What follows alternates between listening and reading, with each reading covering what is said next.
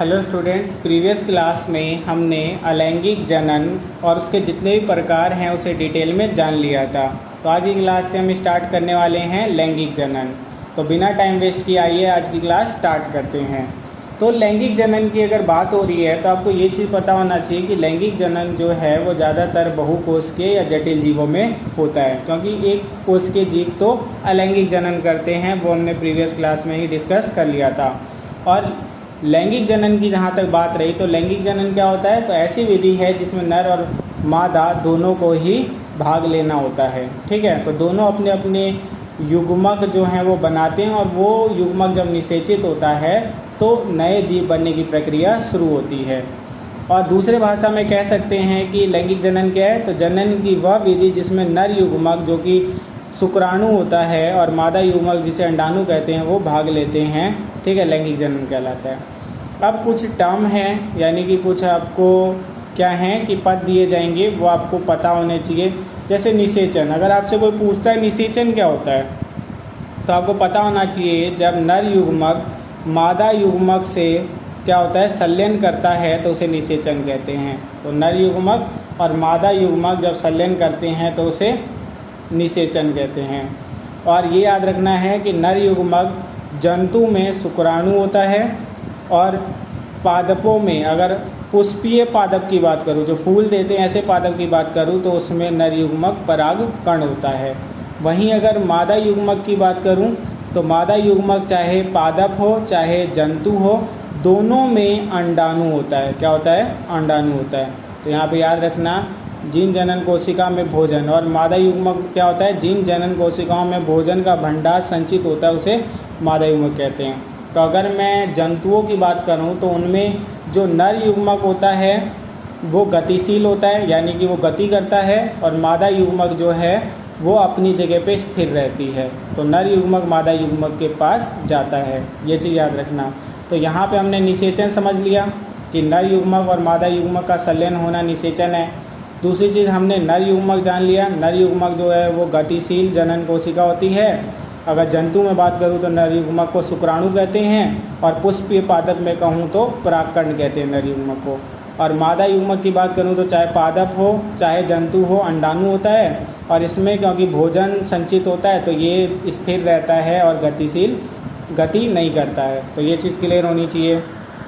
अगला जो इम्पोर्टेंट आपको चीज़ जानना है वो ये कि लैंगिक जनन के लाभ क्या हैं। यानी हमने अलैंगिक जनन पिछले क्लास में जाना था, अब लैंगिक जनन आ गया। तो लैंगिक जनन जो है वो ज़्यादा बेहतर होता है लैंगिक से। तो बेहतर होगा तब जबकि उसका कोई लाभ होगा, तो वही है लैंगिक जनन के लाभ। तो ये क्वेश्चन कई बार पेपर में पूछा गया है, तो इसको थोड़ा अच्छे से जान लेना। तो लैंगिक जनन संततियों में गुणों को बढ़ावा देता है, क्योंकि इसमें दो भिन्न तथा लैंगिक असमानता वाले जीव से आए युग्मकों का संलयन होता है। तो यानी लैंगिक जनन में संतति होता है, जो नया आपके क्या तो जनरेशन आया है तो उसे कहते हैं संतति, ऑफस्प्रिंग में गुणों को बढ़ावा देता है। यानी उसमें नए प्रॉपर्टीज़ आते हैं, नए कैरेक्टर आते हैं। ठीक है, क्यों आते हैं नए कैरेक्टर या प्रॉपर्टीज़? क्योंकि जो उसके अंदर जो चीज़ें आई है वो दो अलग अलग लिंग से आई है, नर से एक मादा से, यानी दो अलग अलग लोगों से आई है। तो इस कारण से उसके अंदर जो है वो गुण अलग हो जाते हैं थोड़े से। और लैंगिक जनन में वर्णों के नए संयोजन के अवसर होता है, और इस तरीके से जो नए गुण वगैरह आए हैं उससे नया जीव भी बन सकता है। तो वही नेक्स्ट पॉइंट है, यह नई जातियों की उत्पत्ति में महत्वपूर्ण भूमिका निभाता है। तो जब ऐसे ही दो अलग अलग जीवों से गुण आए हैं तो उनके अंदर विभिन्नता आ जाती है। अब वो विभिन्नता धीरे धीरे बढ़ते बढ़ते एक समय ऐसा आता है कि जब नई जाति बना देती है। तो ये तीनों के तीनों लाभ हो गए। अब आप कहोगे कि नई जाति बनना क्या लाभ हो गया? तो नई जाति जो है वो नए वातावरण में रहने में मदद कर देती है, और कितनी भी मुश्किल भरा वातावरण हो उसमें वो सर्वाइव कर सकती है और जाति को बचा लेती है। तो इस ढंग से हमने इसके लाभ जान लिए। तो अगर कोई पूछेगा लैंगिक जनन के लाभ क्या हैं, तो ये गुणों को बढ़ावा देती है, नई जाति को बनाने में मदद करती है और विभिन्नता लाती है। तो ये तीन चीज़ें याद रखना आप। ठीक है, अब आगे बढ़ते हैं। अब बात करते हैं, आपको एक चीज़ क्लियर होनी चाहिए कि जितने भी गुण एक पीढ़ी से दूसरे पीढ़ी में जाने हैं वो सारे जमा करके कौन रखता है? डीएनए। अब यहाँ पे एक टॉपिक है डीएनए की प्रतिकृति में त्रुटियों का महत्व। यानी अगर डीएनए की जितनी भी कॉपीज़ हैं यानी डीएनए हैं, अगर उनमें कोई भी फॉल्टी है यानी त्रुटि है, त्रुटि मतलब कोई भी गड़बड़ी है, तो उससे क्या होगा? तो डीएनए की प्रतिकृति में परिणामी त्रुटियां जीवों की समष्टि यानी जनसंख्या को विभिन्नता का स्रोत है, जो उनकी समष्टि को बचाए रखने में सहायक है। यानी अगर डीएनए में कोई भी अगर कमी होती है या गड़बड़ी होती है यानी त्रुटि होती है, तो उसके कारण से जीव के अंदर विभिन्नता आती है। अब जीव में वो विभिन्नता क्या करती है? तो जीव में वो जो विभिन्नता है, डिफरेंस है, वो उनको जीवित रखने में और ऐसे मुश्किल भरे वातावरण में जहाँ पे कि जो साधारण जीव होते वो नहीं सर्वाइव कर पाते, वहाँ पे सर्वाइव करने में मदद कर देता है। तो वही है कि उसकी समष्टि यानी जनसंख्या को बचाए रखने में सहायक है। तो याद रहेगा, अगर आपसे कोई पूछेगा कि डीएनए में अगर कोई भी फॉल्टी आती है, त्रुटि आती है, तो उसका क्या इंपॉर्टेंस है, तो आप कह देना कि जो डीएनए है उसमें त्रुटि होने के कारण जीवों में विभिन्नता आती है और वो विभिन्नता उनकी जनसंख्या को बचाए रखने में लाभकारी होती है। तो याद रखना। अब अगला है त्रुटियां आने की प्रक्रिया निम्न है, यानी त्रुटि आती कैसे होगी या किस समय पे आती होगी। तो यहाँ पे कुछ स्टेप्स दिए गए हैं आपको फ्लो चार्ट में। देखो, त्रुटियां सबसे पहले जीवों में जैव रासायनिक प्रक्रिया, यानी जीवों में सबको पता है कि हमारे अंदर जो है बायोकेमिकल रिएक्शंस होते हैं, यानी कोई भी जो नया सेल बनता है, कोई भी नई प्रक्रिया होती है ऊर्जा निकालने के लिए, और केमिकल रिएक्शन यानी जैव रासायनिक प्रक्रिया होती है। तो उसमें प्रोटीन बनता है। अब कोशिकाओं या जनन कोशिकाओं का निर्माण, तो इससे क्या होता है कि कोशिका बनती है या जनन कोशिका बनती है। डीएनए की प्रतिकृति का बनना, फिर डीएनए बनता है। प्रतिकृति बनने के दौरान त्रुटियां का आ जाना, और उसी समय पे क्या होता है कि डीएनए में वो त्रुटि आ जाती है। तो त्रुटियों से विभिन्नता का आना, फिर वो त्रुटि जो है वो जीव में विभिन्नता ला देती है। तो यहाँ पे याद रखना, जैव रासायनिक अभिक्रियाएँ होती रहती है, प्रोटीन बनता रहता है, फिर प्रोटीन बनने के बाद कोशिकाएं बनती है, और कोशिका के अंदर फिर डीएनए बनता है, और डीएनए बनने के बाद फिर उसमें कुछ त्रुटियां आ जाती है उसी बनने के दौरान, और फिर वो त्रुटि जो है जीव में विभिन्नता ला देती है। तो यहाँ पे बहुत आसान तरीके से आपको ऐसे याद रखना है कि सबसे पहले जैव रासायनिक अभिक्रियाएँ होती हैं, उसके परिणाम स्वरूप प्रोटीन बनता है। प्रोटीन बनने के बाद फिर कोशिकाएं बनती, क्योंकि प्रोटीन से ही कोशिका की जो भित्ति है वो बनती है, याद रखना इसको, ठीक है। और लिपिड से कोशिका, ठीक है। तो यहाँ पे वो बनता है। इसके बाद फिर कोशिका बनने के बाद उसके अंदर डीएनए बनता है, और डीएनए बनने के दौरान ही उसमें त्रुटि आ सकती है, और वो त्रुटि जो है बाद में विभिन्नता लाती है। और वो विभिन्नता फिर क्यों ज़रूरी है? उसकी जनसंख्या को बचाए रखने के लिए, जीव की जनसंख्या को बचाए रखने के लिए। अब नेक्स्ट टॉपिक जो है वो है संतति में गुणसूत्रों की संख्या एवं डीएनए की मात्रा का पूर्ण स्थापन। यानी संतति जो होगा, यानी नई जो ऑस्प्रिंग प्रोड्यूस हुई है, यानी जनन हुआ। अब जनन के अंदर जो नया जीव बना है उसके अंदर जो गुणसूत्र होता है, ठीक है, या डीएनए होता है, उसके बारे में जानना।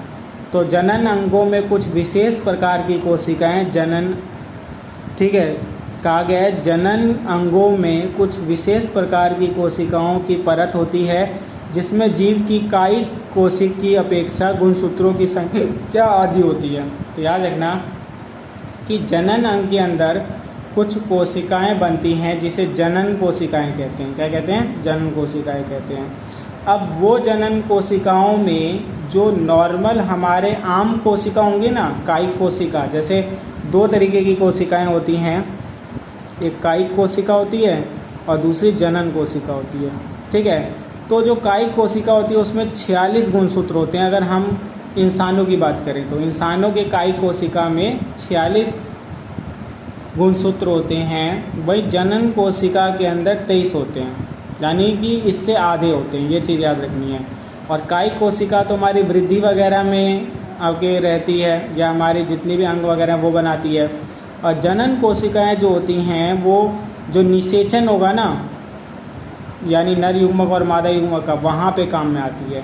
तो यहाँ पे ये डिफरेंस याद रखना कि हमारे नॉर्मल जो कोशिकाएं हैं, जिसे कायी कोशिका कहते हैं, उसमें 46 गुणसूत्र होते हैं और जनन कोशिका में उसके आधे यानी 23 गुणसूत्र होते हैं। तो वही यहाँ पे बताया गया है कि कायी कोशिका के मुकाबले में उसमें आधी होती है। ठीक है, ये कोशिकाएं युग्मक कोशिकाएं होती हैं जो दो भिन्न जीवों में होने के कारण लैंगिक जनन करती है। तो ये जो जनन कोशिकाएं, इसे युग्मक भी कहते हैं। और ये जो है वो क्या होती है कि दो अलग अलग जीवों में, तो अगर मैं जनन कोशिका नर की बात करूं इंसानों में तो शुक्राणु और मादा में अंडाणु। तो ये शुक्राणु और अंडाणु में 23 गुणसूत्र होते हैं। फिर जब ये मिल जाते हैं दोनों के दोनों, यानी कि अगर मैं मानूं शुक्राणु को, ठीक है, शुक्राणु जो है वो क्या है, नर युग्मक है या नर जनन कोशिका है, और ये जो है वो सलित होगा यानी निषेचन करेगा अंडाणु से, और अंडाणु जो है वो किसका आपके जनन कोशिका है, मादा का। अब इसमें 23 गुणसूत्र हैं और इसमें भी 23 हैं। तो जब दोनों वो जाते हैं तो जो चीज़ बनती है उसे कहते हैं युग्म नज यानी जाइगोट। अब जाइगोट के अंदर जो है फिर से 46 हो जाते हैं, 23 आते हैं नर से, 23 आते हैं मादा से, 46। तो जो जाइगोट होगा, युग्मज होगा, इसके सारे कोशिका में फिर कितने हो जाते हैं, 46 कायी कोशिकाओं में। ठीक है, 46 हो जाते हैं वापस से। और फिर इसका जब ये जो बड़ा होगा जाइगोट युग्मज, फिर एक जंतु बन जाएगा। फिर इसके अंदर जो है जब इसकी फिर से जनन कोशिका बनेगी तो उसमें फिर आधा हो जाता है, 23 हो जाता है। फिर वो बाद में नई पीढ़ी बनाएगा, तो इस ढंग से चलता रहता है। तो यहाँ पे आपको बस ये चीज़ क्लियर रखना था कि जो कायी कोशिकाएं होती हैं उसमें 46 होती हैं, जनन कोशिकाओं में 23 होती है। अब जनन कोशिका नर का जो है वो शुक्राणु कहलाता है और मादा का अंडाणु कहलाता है। वो दोनों निषेचित करते हैं तो युग्मज बनता है, जिसमें दोनों के 23 मिलकर फिर से 46 हो जाते हैं, और इसके जितने भी कायी कोशिका होंगे उसमें फिर 46 आ जाते हैं। और फिर ये कभी बाद में जाके जब बड़ा होगा तो जनन कोशिका बनाएगा, फिर उसमें 23 हो जाएंगे, फिर वो दूसरे वाले के 23 के साथ मिलके फिर से 46 बना देगा। ऐसे ये चलता रहता है। अब आते हैं लैंगिक जनन। तो याद रखना, लैंगिक जनन को हमें दो भागों में पढ़ना है, पौधों में लैंगिक जनन और जंतुओं में लैंगिक जनन। तो आज हम पौधों में लैंगिक जनन जानेंगे। तो पौधों में लैंगिक जनन अगर जानना है तो आपको ये पता होना चाहिए कि आखिर पौधे का वो कौन सा भाग है जिसमें मादा जनन अंग और जो नर जनन अंग है वो होता है। तो पादप के अंदर यानी पुष्पीय पादप में पुष्प में नर और मादा जनन अंग होते हैं। तो मादा जनन अंग जो है वो पुष्प में क्या कहलाता है, स्त्री केसर, और नर जन अंग जो है या जन अंग जो है या जनांग कह सकते हो वो पुंकेसर। तो यहाँ पे याद रखना, अगर आपसे कोई पूछेगा कि पुष्पीय जो पादप होते हैं उनमें नर और मादा जनन अंग कहाँ होता है, तो आप कहना पुष्प में। कहाँ होता है, पुष्प यानी फूल में। अब फूल में अगर मैं बात करूँ तो फूल में जो मादा जनांग होगा उसका क्या नाम होता है, स्त्री केसर, और नर जनांग जो होगा पुंकेसर। अब ये मादा जनांग और नर जनांग से आप क्या समझ रहे हो, तो जिसमें मादा का युग्मक आएगा, ठीक है, और नर का युग्मक आएगा, तो उन अंगों को मादा जनांग और नर जनांग कहते हैं। तो मादा जनांग का नाम है स्त्रींग केसर और नर जनांग का है पुंकेसर। तो स्त्रींग केसर के फिर और भी भाग हैं, जैसे वर्तिकाग्र, वर्तिका और अंडाशय, ठीक है। वैसे ही नर जनांग के भी और भाग हैं, जो पुंकेसर है उसके और भाग हैं, परागकोश और तंतु, ठीक है। तो अब इसको थोड़ा डिटेल में जानते हैं। तो पुष्प जो है वो दो प्रकार के होते हैं, और वो दो प्रकार कौन कौन से हैं, एक लिंगी पुष्प और द्विलिंगी पुष्प, और द्विलिंगी को उभयलिंगी भी कह सकते हैं। तो एक लिंगी पुष्प कैसे पुष्प होते हैं, तो जो भी पुष्प जिसमें स्त्रींग केसर और पुंकेसर यानी स्त्रींग केसर और पुंकेसर एक ही पुष्प में नहीं होता, दोनों में अलग में, या तो पुष्प में स्त्री केसर होगा या फिर पुंकेसर होगा, दोनों एक पुष्प में ना हो, तो ऐसे पुष्प को कहते हैं एक लिंगी, क्योंकि उसमें एक ही लिंग है, या तो स्त्री केसर हो या पुंकेसर हो। तो इसके उदाहरण हो जाएंगे पपीता, तरबूज। अब आप कहोगे पपीता तरबूज तो फूल है ही नहीं, तो ये उस फूल की बात नहीं हो रही जो आप नॉर्मल देखते हो, ये ऐसे पौधों की बात हो रही है जिसमें पुष्प आता है। अब वो खुशबू वाला पुष्प है कि नहीं, गुलाब गेंदा की तरह की बात नहीं हो रही, यानी कि पहले फल देने से पहले पुष्प आता है, उस पुष्प की बात हो रही है। तो पपीता तरबूज के जो पुष्प होते हैं वो एक लिंगी होते हैं, और उसमें या तो स्त्री केसर होता है या पुंकेसर होता है, दोनों एक में नहीं होता। और द्विलिंगी पुष्प किसे कहेंगे? जब एक ही पुष्प के अंदर स्त्री केसर पुंकेसर दोनों हो तो उसे कहते हैं उभयलिंगी पुष्प या द्विलिंगी, दोनों लिंग हो तो। और इसका उदाहरण हो जाए गुड़हल या सरसों, तो इनके पुष्प में दोनों चीज़ें होती है। ठीक है। आप चित्र में देख सकते हो, अगर आपको देखने में या समझने में दिक्कत हो रही है तो, कि और ये जो चित्र है ये है उभयलिंगी पुष्प का, गुड़हल का, जिसमें दोनों लिंग होंगे। ठीक है, पुंकेसर भी होगा और स्त्री केसर भी होगा। और ये जो चित्र है ये बहुत बार पूछा गया है एग्ज़ाम में, तो इसको सही से आप प्रैक्टिस वगैरह कर लेना। और इसको जो है आइए एक बार देखते हैं। तो यहाँ पे देखो, ये जो बीच वाला दिख रहा है ना, ये पूरा का पूरा स्त्री केसर है। क्या है? स्त्री केसर। और स्त्री केसर जो है वो क्या होता है? मादा जनांग होता है पुष्प के अंदर या पुष्पीय पौधों के अंदर। तो इसके 3 भाग हो गए। सबसे ऊपर वाले को कहते हैं वर्तिकाग्र, बीच वाले को कहते हैं वर्तिका, और सबसे नीचे वाला जो गोल सा दिख रहा है कहते हैं इसे अंडाशय। और इसके बीच में जो गोल सा दिख रहा है इसे कहते हैं बीजांड, वो आगे हम पढ़ेंगे। ठीक है। और वहीं पे ये वाला जो टेढ़ा सा दिख रहा है ये है पुंकेसर। और पुंकेसर के 2 भाग होते हैं, परागकोश जो ऊपर में दिख रहा है और नीचे तंतु। और इसके बाद ये जो रंग बिरंगा आपको पंखुड़ी दिखती है इसे कहते हैं दल या पंखुड़ी। और ये जो पत्ता सा हरा हरा निकलता है साइड से इसे कहते हैं बाह्य दल। ठीक है, तो ये याद रखना। तो यहाँ पे पुष्प का चित्र भी समझ आ गया, उभयलिंगी पुष्प का। अब आओ थोड़ा और आगे पढ़ते हैं। तो अगर पुंकेसर की बात करूँ तो पुंकेसर आपको बता चुका हूँ कि नर जनांग होता है पुष्पीय पादप का। तो यह नर जनांग है और इसके अंदर क्या आते हैं? परागकण आते हैं। क्या आते हैं? परागकण। अब परागकण क्या होता है? तो परागकण जो है वो नर युग्मक है। पहले आपको मैं बता चुका हूँ, अगर आपको पीछे आपने ध्यान दिया था तो नर युग्मक होता है। ठीक है, किसमें? पुष्पीय पौधों में, जो पुष्प देने वाले पौधे होते हैं उसमें नर युग्मक को परागकण कहते हैं। और ये परागकण कहाँ पे आता है? तो पुंकेसर में आता है। ठीक है। अब पुंकेसर का कोई कार्य पूछ ले तो पुंकेसर का कार्य उसके अंगों से हम बता सकते हैं। तो पुंकेसर में परागकोश होता है और तंतु होता है। तो परागकोश का कार्य है क्या? परागकण को बनाना, परागकणों को संचय करता है, यानी बनाता है और संचय करता है।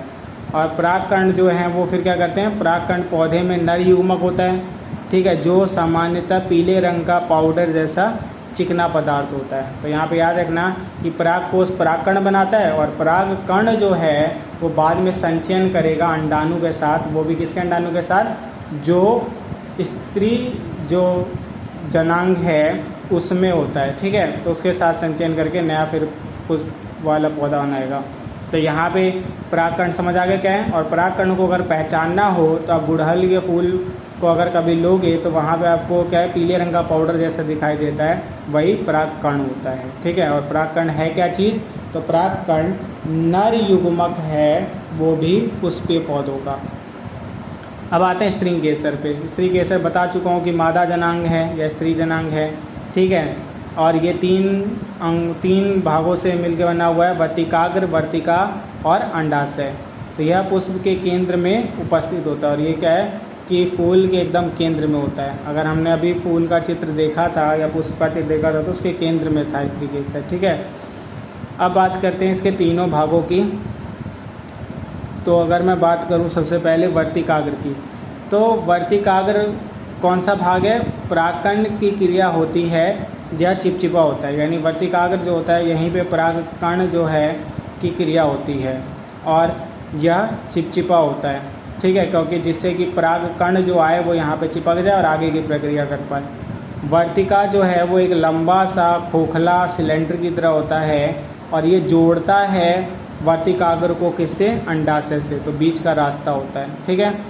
और अंडाशय तो मेन अंग हो गया कौन सा? मादा जनांग का, जिसके अंदर बीजांड होता है और बीजांड के अंदर जो है वो अंडाणु आता है। तो नॉर्मली वर्तिकाग्र के ऊपर जो परागकण आएगा उसे कहाँ तक जाना होता है? अंडाशय में जाना होता है। और वो कहाँ से होते हुए जाता है? वर्तिका से होते हुए जाता है।